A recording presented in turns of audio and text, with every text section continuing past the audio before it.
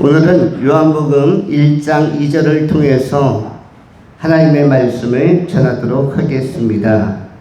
오늘은 태초에 하나님과 함께 하신 그분이라는 제목을 가지고 하나님의 말씀을 전하겠습니다. 오늘 본문을 세 가지로 나누어 정돈합니다. 첫 번째, 덕분에 감사. 덕분에 감사. 두 번째, 때문에 감사. 때문에 감사. 세 번째, 범사에 감사. 범사에 감사. 우리가 보통 행복하려면 세 가지 감사의 의미를 가지고 새기면서 살아야 행복할 수 있는데, 첫 번째는 덕분에 감사, 두 번째는 때문에 감사, 세 번째는 범사에 감사.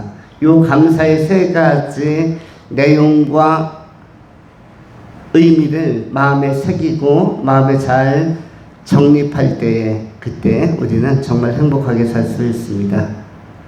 전체 제목은 태초에 하나님과 함께 하신 그분, 여기서 그분은 예수이죠. 태초에 하나님과 함께 하신 예수라는 제목이고요. 첫 번째는 덕분에 감사입니다. 행복은 덕분에 오는 것이 행복이고 때문에 오는 것이 행복이고 또 범사에 우리에게 다가온 것이 행복입니다. 행복은 멀리 있지 않고 우리의 현실에 있습니다. 또 행복은 해석에 있는 것이지 이건 현상에 있는 것이 아닙니다. 해석에 있다라는 말은 무엇이죠? 여러분, 행복지수가 제일 높은 나라는 어디입니까? 행복지수가 높은 나라는 강대국이나 부유한 국가가 아닙니다. 미국, 일본, 독일 같은 강대국이 러시아 이런 나라가 중국 이런 나라가 행복지수가 높은 것이 아니라 강대국도 아니요 큰 나라도 아니요 행복지수는 오히려 우리가 예상 바뀐 나라 네팔이라든지 부탄이라든지 별로 생소하게 들어보는 그런 나라들이 행복지수가 훨씬 높을 수가 있습니다.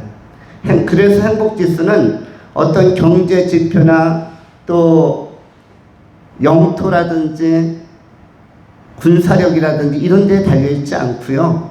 어떤 세계적인 글로벌 기업, 미국에 가면 엄청난 다국적 글로벌 기업도 많은데 이런 나라가 결코 행복지수가 최상위권에 있는 것이 아닌 것이죠.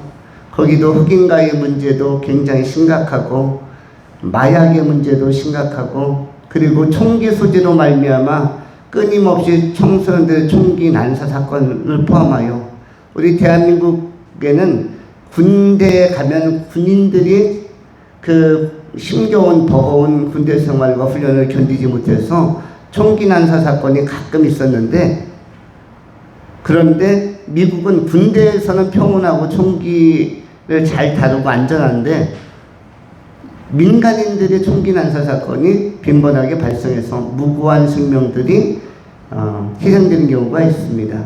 행복지수가 그렇게 멋있는 나라가 1위가 아니라는 것이에요. 행복지수는 무엇이다?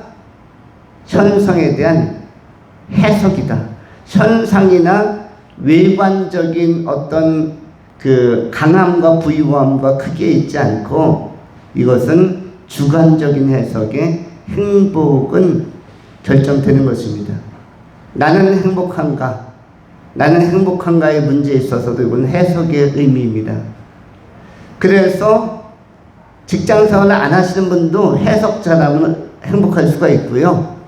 내가 그렇게 번듯한 일을 안 해도 해석을 잘하면, 의미 부여를 잘하면 행복할 수 있는 것이고요. 내가 대도시에 살지 않아도 역시 의미 부여를 잘하면 행복할 수 있는 것이고, 이 모습 이대로 해석을 잘하면, 의미 부여를 잘하면 거기에서 놀라운 보배로운 가치가 발견되어지고 그로 말미암아 행복감은 더 커질 수가 있는 것입니다. 많은 사람들이 해외로 이민을 가거나 아니면 그 유토피아의 어떤 이상향을 그리면서 그 이주하는 경우가 있습니다. 남미로도 가고 북미로도 가고 저 호주로도 가고 뉴질랜드로도 갑니다. 그런데 이민 가신 분들이 다 행복하진 않습니다. 왜 그럴까요? 또 이민 교회들, 미국이나 캐나다의 교회들 가운데 안정된 한인 교회는 많지가 않습니다. 오히려 분쟁과 분열과 다툼이 굉장히 많은 것이 이민 교회라고 이야기를 합니다. 그렇다면 왜 이런 현상들이 발생할까요? 우리보다, 대한민국보다 더 상위권에 있는 큰 나라요, 그리고 경제적으로나 여러 가지 민주주의 체제가 자리 잡은 지도 오래된 나라들이 행복감이 덜하다? 이것은 무슨 의미일까요? 행복이라는 것은 그런 외적인 곳에서부터 오지 않고 행복은 내적인 요소라는 것을 우리가 기억해야 할 것입니다. 옛날에는, 요즘에 혹시 모기장을 덮고 주무시는 가정이 있는지 모르겠어요. 요즘 모기들이 가끔 출현하는 그런 계절인데 저희는 일부 모기장을 치고 잠을 자고 있습니다. 그 모기장을 치는 순간에 뭐가 생각나냐면 몇십 년 전에 제가 어린 시절에 성장했을 때는 모든 가정이 대부분 대형 모기장을 한 번에 다 쳤습니다. 그리고 식구들이 6명에서 10명까지 다 들어갔어요. 저녁만 되면 모기가 너무너무 세게 사람들을 공격하기 때문에 모기장을 안 치고 자면 다음 날은 거의 벌집 건드린 것처럼 온몸이 다 뜯겨가지고, 그래서 대형 모기장을 쳤습니다. 전체가 다 들어가고 가족이. 그리고 나서 그 안에다가 담요도 깔고 이불도 덮고 또 부채라도 한두 개 가지고 들어가서 이렇게 붙이다가 담소 나누다가 할머니, 할아버지, 어머니, 아버지부터 삼촌, 고모에서 형제들까지 쩌르르해서 막내 그룹은 운목이라고 하죠. 방 하나에 맨 위쪽으로 가서 이렇게 잠을 자기도 했습니다. 그런 때가 행복지수는 낮았다, 높았다? 높았다.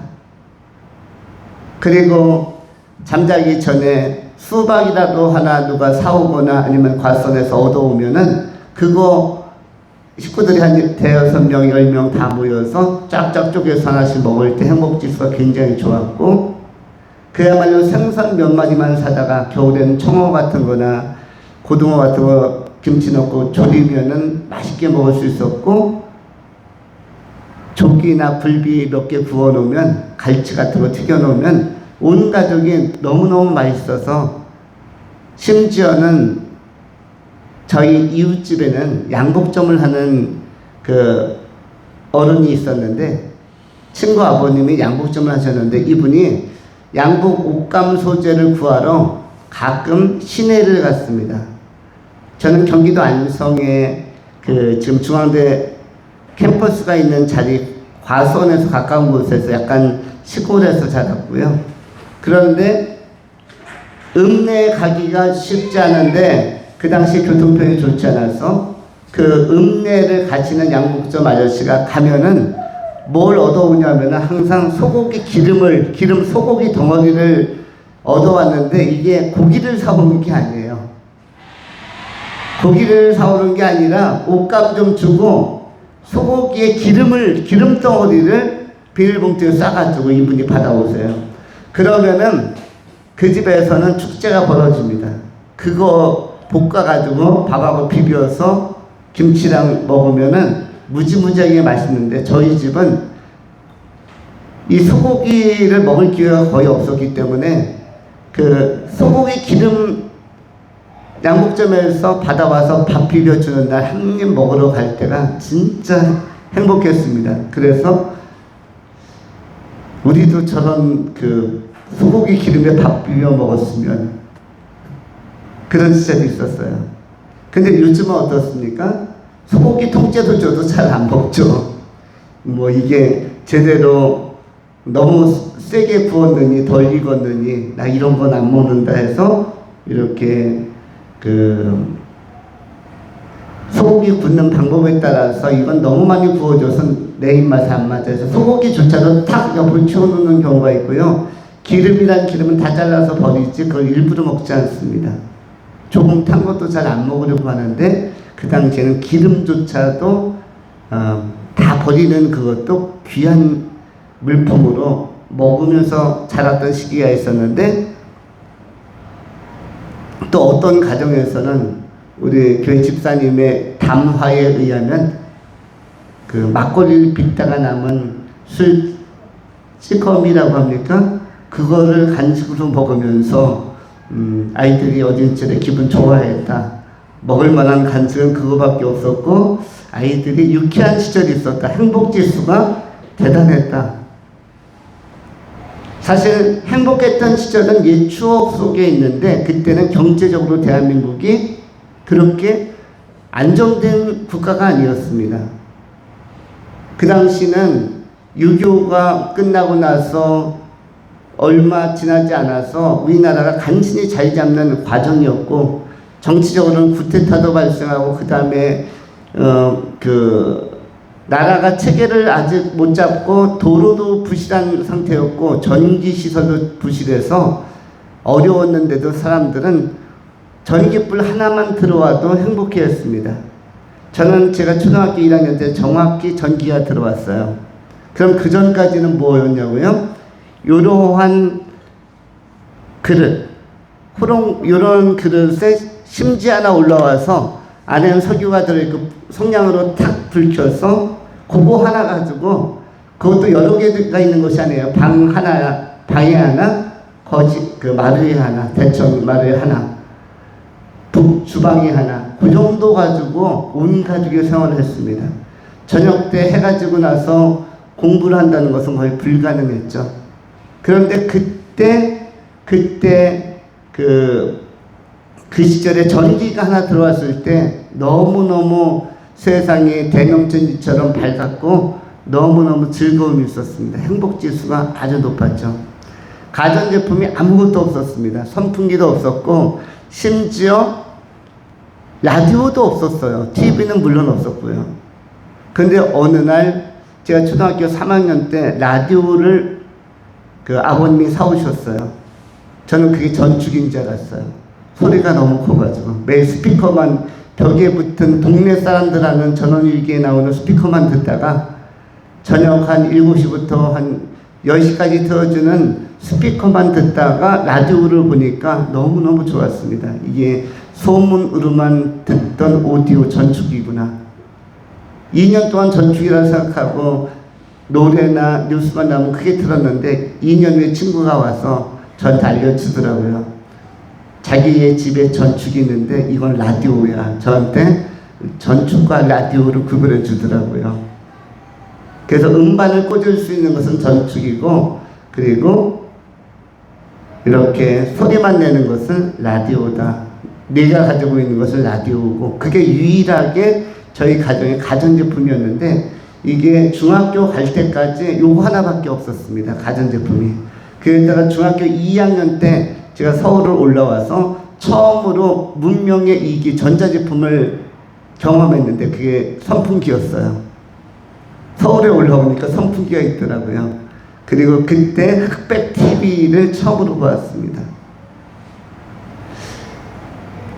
그런 시절도 있었죠. 그런데 그런 시절에는 흑백 TV 앞에도 레슬링 중계, 김일이나 이런 선수들 나와서 박치기 하면 모든 동네 사람들이 TV 앞에 진짜 20명, 30명씩 다 몰려들어서 본 시절도 있습니다. 그런데 그때 행복지수는 대단히 높았습니다. 차범근이라는 선수가 막 10분 만에 골 3골씩 4골씩 단숨에 넣어서 역전승하고 그러면, 또 홍수환이라는 선수가 복싱으로 세계를 제패하고 챔피언을 획득했을 때, 그럴 때 라디오에 귀를 기울이면서 온 국민이 환호하고 기립하고 박수쳤던 그런 시기도 있었습니다.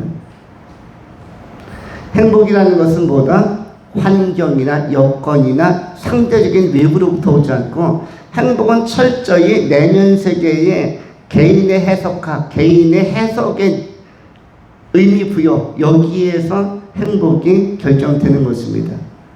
그렇다면 우리는 어떠한가? 나는 행복한가의 문제를 논할 때 우리가 어떻게 해석하느냐에 따라서 해석의 방향과 방식에 따라서 행복할 수가 있는 것입니다.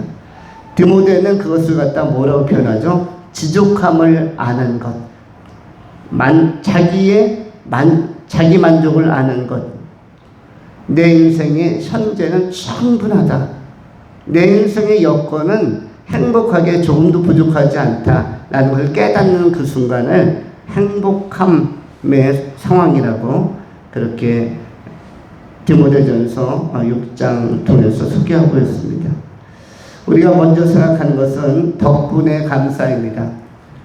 사람은 관계로 모든 것이 구성되어 있고 삶이라는 것은 결국 관계성인데 관계성 안에서의 상호작용인데 관계성 안에 있다는 것은 누군가의 덕분에 내가 사라지고 있다는 것입니다. 사실은 두 가지 요소로 말미암아 관계성 안에 누구누구 덕분에는 두 가지로 나눌 수가 있는데 첫 번째는 하나님 덕분에, 두 번째는 하나님의 사람들 덕분에입니다. 사람이 감사하게 행복하게 살 수 있는 것은 하나님 덕분에 감사하게 살 수 있는 것이고 행복하게 살 수 있는 것이며 두 번째는 하나님의 사람들 때문에 행복하게 살 수가 있는 것입니다. 하나님에 대해서 알든 모르든 인식하든 인식이 부재하든 인식이 불가능하든 하나님이 있다고 생각하든 없다고 생각하든 하나님을 의식하며 살든 무의식하면서 살든 사람들은 하나님 때문에 받은 혜택이 많습니다. 밖에 나가면 디딜 땅이 있고 눈을 들으면 열리는 하늘을 볼 수가 있고 사계절의 변화를 볼 수가 있으며 산천초화의 푸르름과 또 제철 과일을 먹을 수 있고 제철 음식을 먹을 수 있고 그리고 내가 선호하는 모든 것들에 대해서 선택할 수 있고 그리고 옷을 바꿔 입고 싶으면 얼마든지 우리가 구입할 수 있는 옷이 있고 이러한 여건들이 다 누구로부터 주어졌냐면 이것을 만들어서 준비해 주신 분 때문에 우리가 이걸 누릴 수가 있는 것입니다. 하나님이 없다고 생각하는 사람들도 혜택은 실제로 받는 것입니다. 오토바이를 좋아해서 그 바이크족들 또 자전거 좋아하는 분들 아마 주일날 지방까지 나가시는 분들도 있습니다. 학교 동아리 가운데도 이 바이크 타고 나가는 동아리도 있더라고요. 저 동두천까지 가서 점심 먹고 오는 동아리들도 있고요. 한 달에 한 번, 두 달에 한 번 이렇게. 그런데 이 흙이라는 대지를 누군가가 준비해 나왔기 때문에 자전거든 오토바이든 승용차든 달려갈 수 있고 드라이브도 할 수 있는 것입니다. 주변이 황막한 광야나 황야가 아니고 그리고 사막이 아니고 아름다운 산들과 숲풀들이 있고 꽃들이 있고 나무들이 있기 때문에 드라이브도 기분이 좋게 하는 것이고 옆에 강이나 호수라도 있으면 더 기분이 좋아지는 것은 누군가가 그런 것들을 창조하고 준비해 놓았기 때문입니다. 이렇게 인간이 기분 좋아지는 것은 바로 하나님의 신적인 배려, 태초에 창세 전에 하나님께서 가지고 계신 계획을 따라서 만들어내신 그리고 적절하게 세계라는 전 지역의 지구촌에 아름다운 경관들을 배치해서 또 여름에는 바다로 많이 가는데 이 푸르른 바다를 너무나 넓게 그리고 물만 채워놓은 것이 아니라 그 안에는 수많은 물고기와 인간들이 좋아하는 사람들이 좋아하는 물고기가 또 심지어는 진흙 갯벌 속에도 먹을 만한 것들이 그 어패류라든지 낙지류라든지 굉장히 많이 있죠. 그 다음에 해초나 또 미역이나 다시마나 또 김이나 파래나 우리 인간들에게 좋은 먹거리를 제공하고 맛있는 국물도 내는 것들이 굉장히 많이 준비되어 있는데 누가 준비했는지 사람들은 모르지만 준비해 주신 덕분에 감사하게 채취하고 이것을 가공해서 먹고 행복하게 사는 것이죠. 미역국 한 사발 잘 먹었다 할 때도 마찬가지고, 오늘 생선구이 잘 먹었다 할 때에도 누군가가 준비해준 그러한 그릇과 환경을 예배해 놓으신 분 때문에 감사함으로 행복해지는 것입니다. 밥 한 끼 잘 먹은 것도 그 재료는 전부 다 하나님이 준비해 주신 것들을 인간이 채취해서 조합하고 가공하는 것이고, 가열해서 이렇게 음식으로 내는 것이죠. 밥 한 상 내는 것이죠. 그래서 인간은 하나님 덕분에 행복하게 사는 것입니다. 이것을 인정하는 사람을 신앙인들, 이것을 인정하는 사람들을 그리스도인이라고 하는 것이고, 인정하지 못하는 사람들, 하나님을 안 믿는 사람들조차도 어쨌든 하나님 덕분에 행복하게 사는 것입니다. 문제는 나중에 하나님께서 한번 물으실 겁니다. 하나님을 믿는 사람들에게는 물론 중간중간 예배를 통해서나 신앙 고백을 통해서 하나님께서 영광을 받으셨지만, 하나님 덕분에 행복하게 살았음에도, 인생을 풍성하게 누렸음에도 불구하고 하나님 앞에 영광을 돌리지 아니하는 사람들에 대해서는 물을 것입니다. 나는 너에게 최선을 다했는데, 가장 좋은 것을 준비해 주었는데 너는 내가 부를 때 어디에 있었느냐? 내가 너를 찾을 때 너는 어디에 있었느냐? 너는 나를 위해서 무엇을 하였느냐? 이때 대답할 것을 준비하지 못하는 사람들, 마태복음 22장에 의하면 또 20장에도 나옵니다만 유구무원이라는 단어가 나옵니다. 청함을 받은 자는 많으나 택함을 받은 자는 적으니라 할 때, 그때 그야말로 초청할 때 대답을 못하고 초청할 때 반응하지 않았던 사람들은 유구무원이더라. 그때 하나님께서 뭐라고 합니까? 저들을 어두운 곳에 내어 구별하여 내쳐서 가두라 라고 이야기합니다. 거기서 울며 이를 갈미 있을 것이다. 인간은 하나님 앞에 감사함을 느끼고 반응하는 것이 좋습니다. 그 반응을 예배, 신앙이라고 하는 것입니다. 우리 하나님은 끝까지 이 신앙에 기회를 주시고 예배에 기회를 주십니다. 그래서 인간에게 계속 기회를 주시는 것이고, 심지어는 하나님에 대해서 너무 무관심한 악인에 대해서도 수명을 길게 줌으로써 기다려 주시는 것입니다. 우리는 예배자로서 하나님 앞에 감사함으로 받은 것이 많음을 꼭 인정하면서 적극적인 예배자로 나감으로 하나님 앞에 정말 감사하게 받고 있고, 제가 하나님의 공급 때문에 제가 지금까지 잘 살고 있습니다. 고맙습니다. 이런 표시를 우리가 해야 할 것입니다. 시편 100편 3절에 성경이 이렇게 기록을 합니다.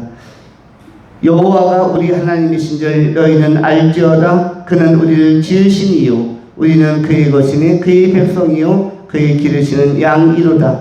감사함으로 그의 문에 들어가며 찬송함으로 그의 궁정에 들어가서 그에게 감사하며 그의 이름을 성축할지어다. 여호와는 선하시니 그의 인자하심이 영원하고 그의 성실하심이 대대에 이르리로다.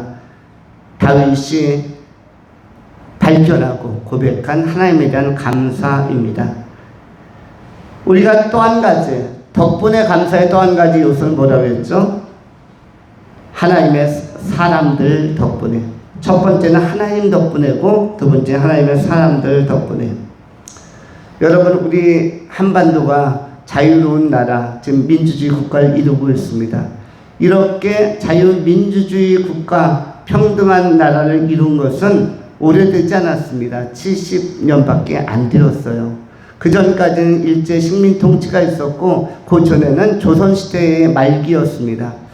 그때는 왕족, 귀족, 상민, 천민이 다 있어서 이러한 그 차별이 엄청 심했던 시대가 있었습니다. 우리 교회에 출석하는 분들도 3분의 1은 무슨 출신? 3분의 1은 귀족이나 왕족 출신이겠죠. 3분의 1은 중인, 서민 출신. 그런데 3분의 1은 무슨 출신이겠어요? 하인이거나 옛날 말로는 어떠한 것들, 귀한 것들, 천한 것들, 이게 3분의 1 있을 것입니다. 그런데 지금 복음이 들어오고 선교사님들이 들어와서 한반도에 교회가 세워지고 복음을 전하고 하나님의 정신에 입각한 평등, 자유, 박애, 평화, 이러한 희망의 소식을 전하고 이러한 민주주의 체계를 이루면서 오늘날 그런 차별이 없이 지금 모두가 같은 대등하게 하나님을 섬길 수 있는 좋은 나라에 살고 있습니다. 근데 이 좋은 나라가 지금으로부터 70년 전에 2번 위기를 맞아서 빼앗길 뻔했습니다. 그것이 바로 6.25라는 것이죠. 여러분, 6.25 때 우리나라는 2번의 위기를 맞이했습니다.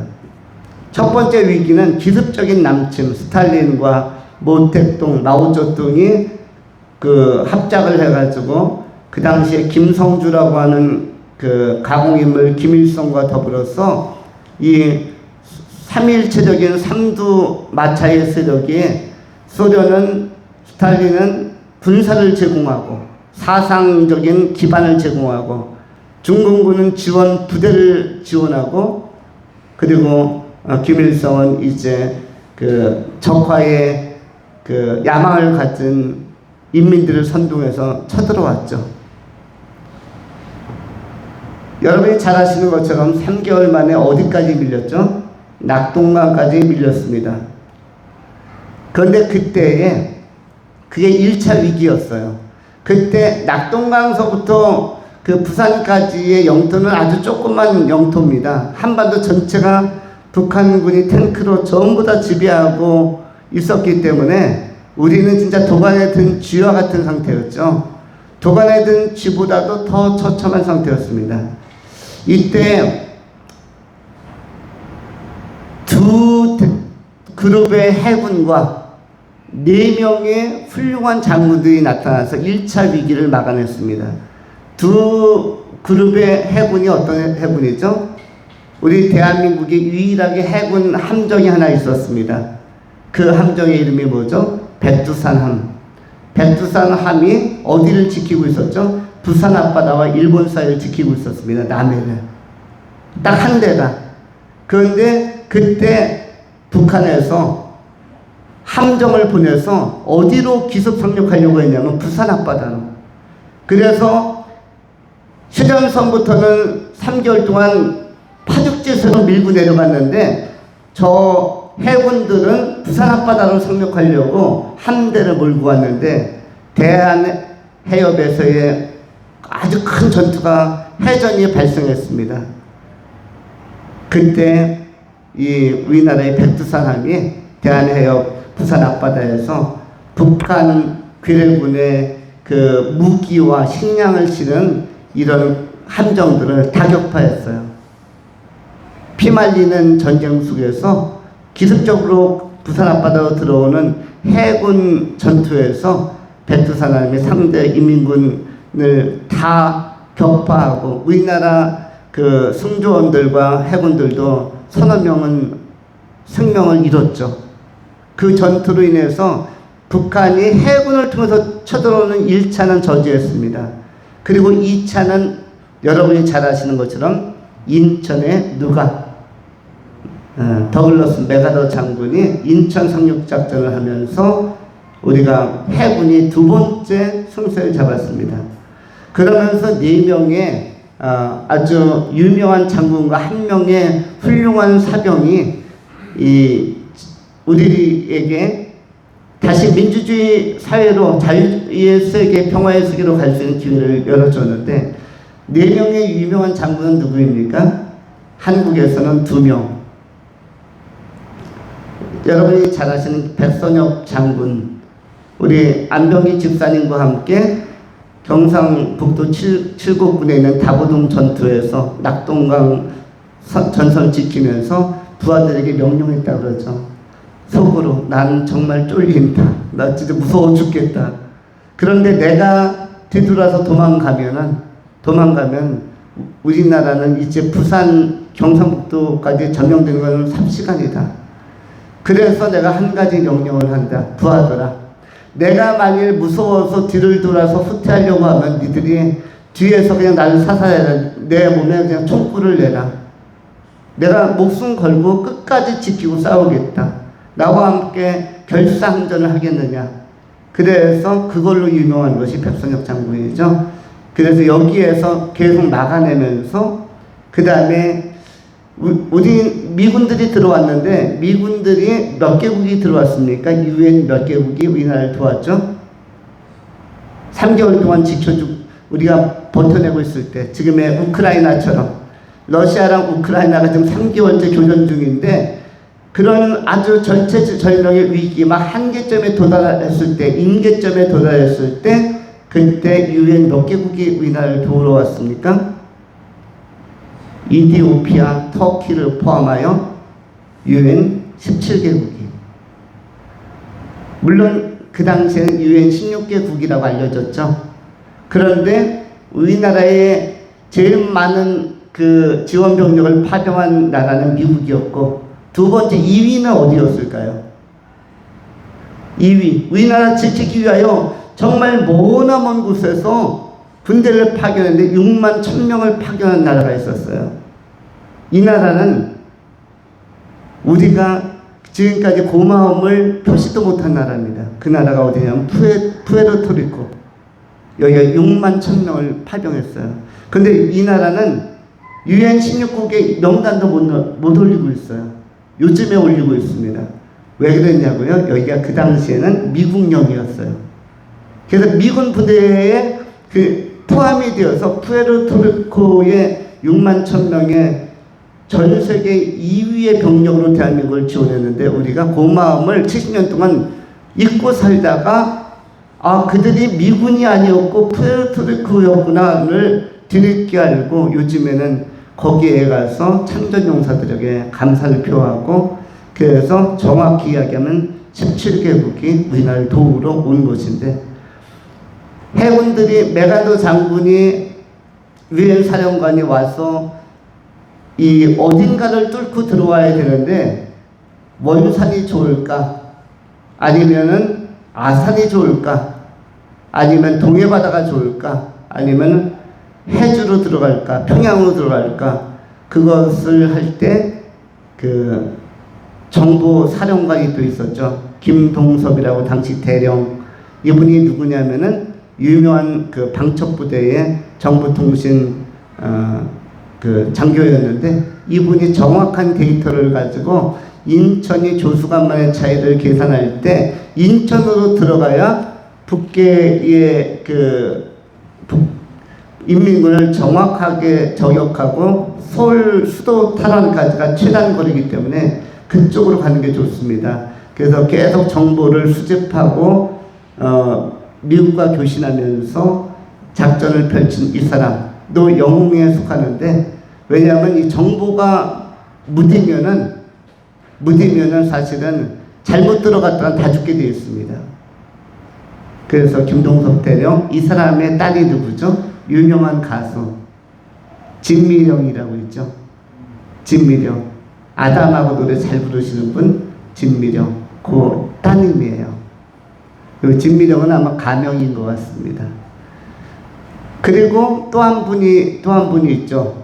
지금 백선혁 그 다음에 김동섭 이야기했는데 또 한 분이 아까 얘기했던 메가더 장군.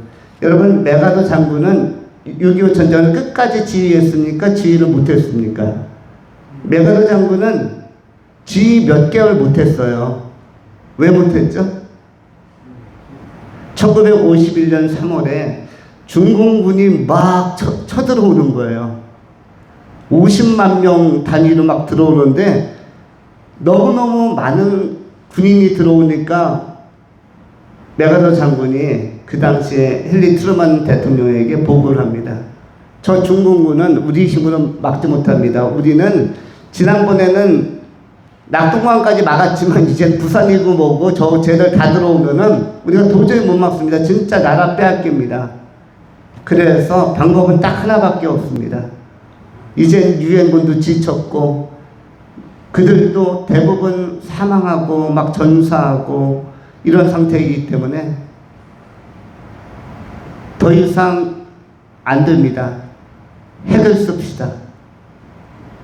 일본에게 항복을 받아낸 히로시마에 딱 터뜨려서 일본의 그 기세등등했던 일본군을 항복시킨 2차 세계대전의 승리의 요인이었던, 또 우리 대한민국이 독립하게 된 원동력이었던 핵을 씁시다.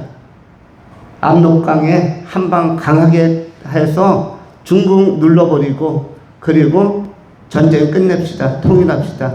메가더 장군이 용기 있게. 근데 메가더 장군이 어떤 사람이죠? 하나님의 사람이죠. 기도하는 사람. 그런데 이것을 보고받은 트루만이 고민하다가 너무 많이 죽는다. 5년 전에도 히로시마에 터뜨려서 거기서도 100만 죽었는데 여기서 하나 터뜨리면 여기는 몇백만이 죽을 텐데, 그거는 그 인간적 휴머니즘적 측면에서 요거는 좀 안 될 것 같다.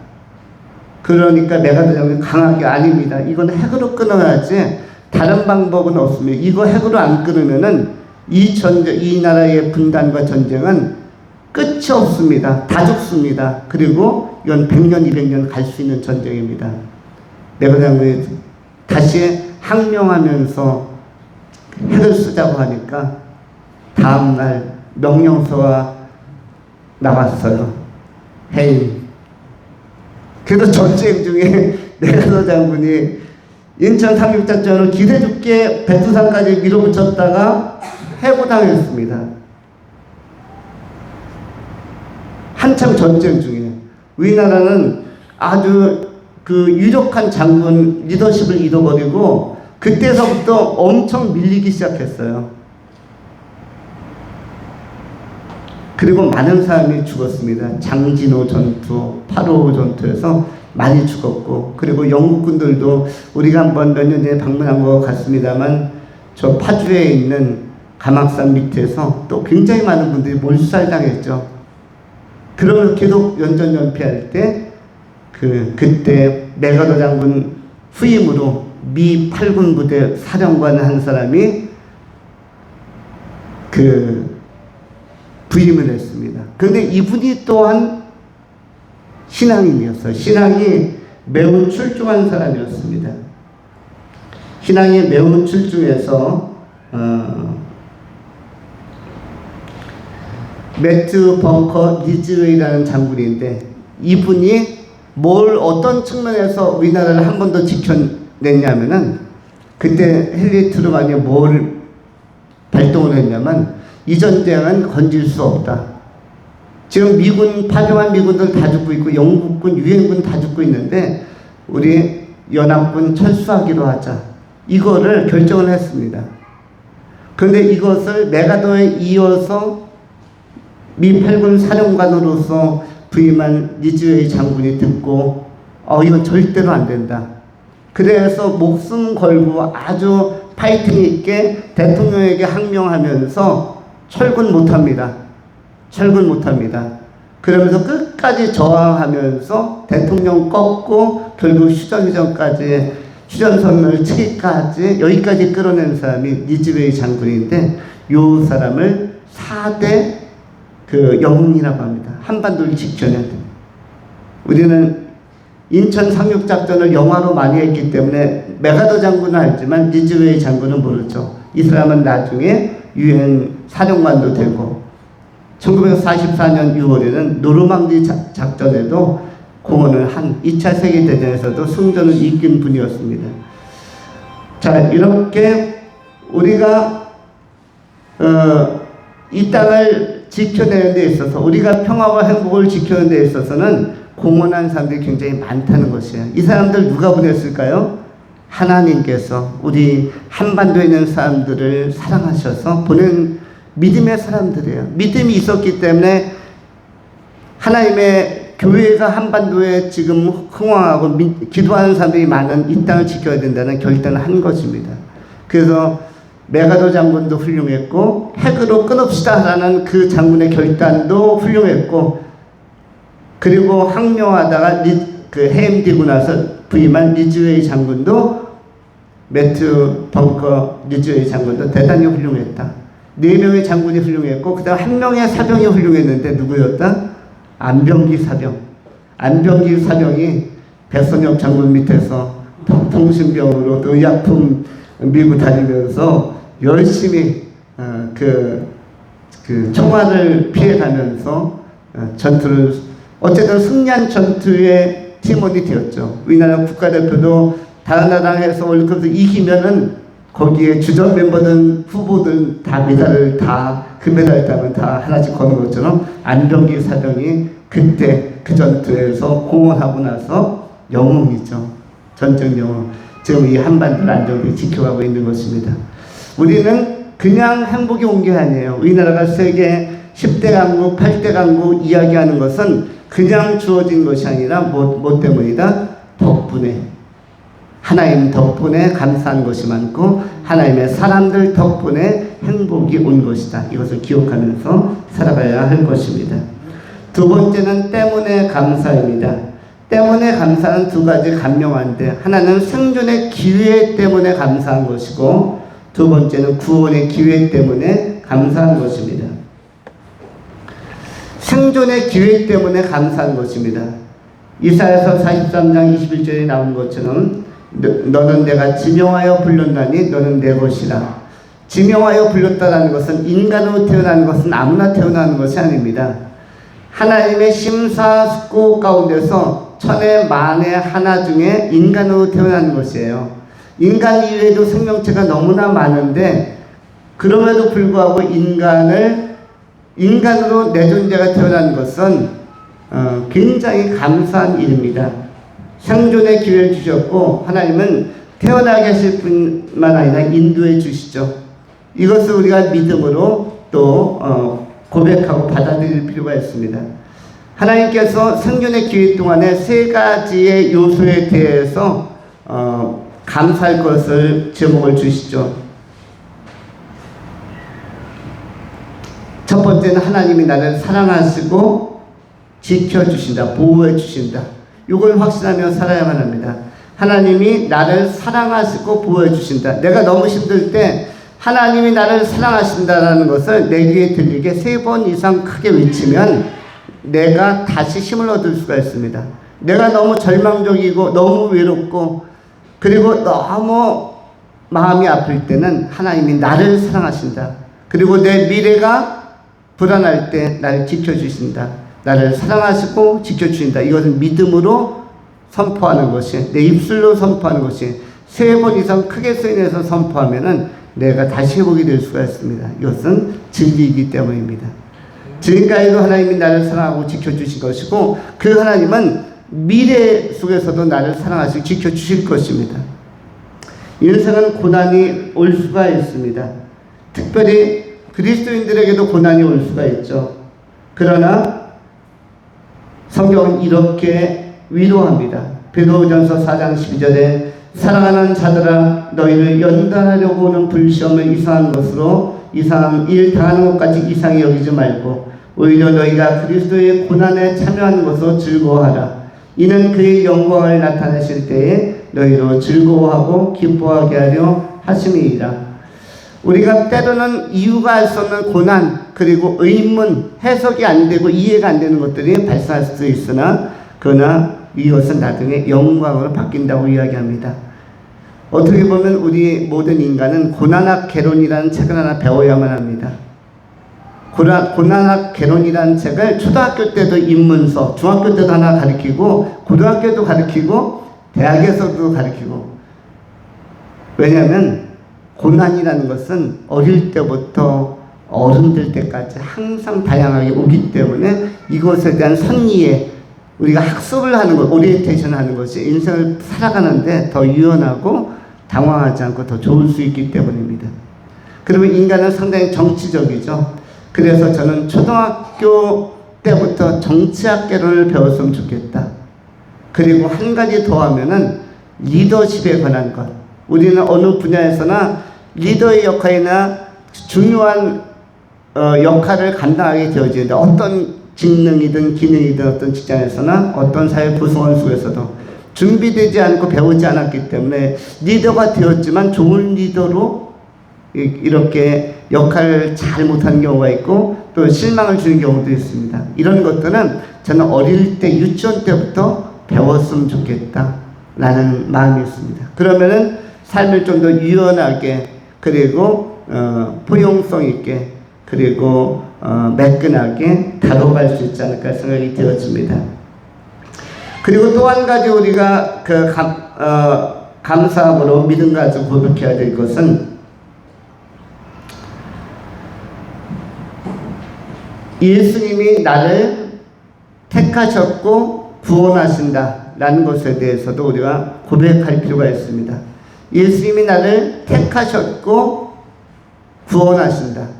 사실 예수님의 선택이 나를 향했다라는 것은 이것은 우리가 생명의 선택이 하나님으로부터 출발했다면 구원의 선택은 누구로부터 출발합니까? 예수님으로부터 선택이 출발하는 것이죠.